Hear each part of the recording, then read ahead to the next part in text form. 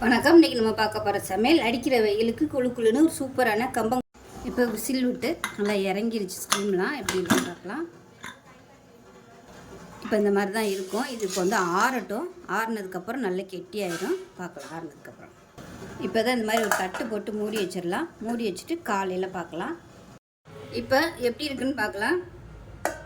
இப்போ பாருங்கள் நல்லா கெட்டியாக இருக்கும். காலையிலே வந்து சாப்பிட்டு போயிட்டாங்க 2-3 உருண்டை. இப்போ இதை வந்து நம்ம இந்த மாதிரி எடுத்துட்டு கையை வச்சு நல்லா அமுக்கி பிடிச்சிக்கலாம்.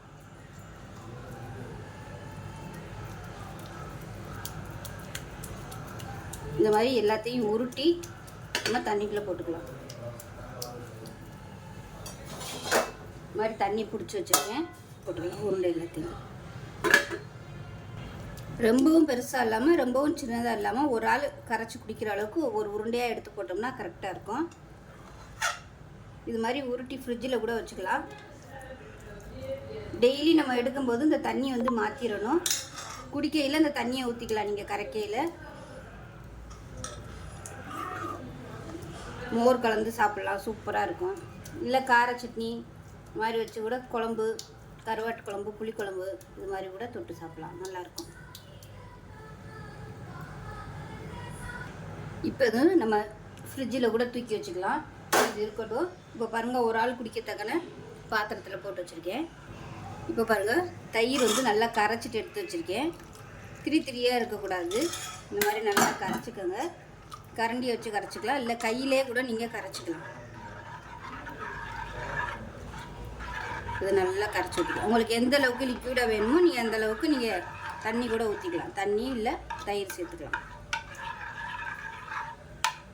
இதுக்கு வந்து கருவாடு தொக்கு வச்சு சாப்பிட்டோம்னா சூப்பராக இருக்கும். கருவாடு தொக்கு, மாங்காய் ஊறுகாய், வத்தல், மோர் மிளகா வச்சு சாப்பிட்டோம்னாலும் அதுவும் நல்லாயிருக்கும். இப்போ இதில் உப்பு கம்மியாக இருக்குது, கொஞ்சமாக உப்பு சேர்த்துக்கலாம்.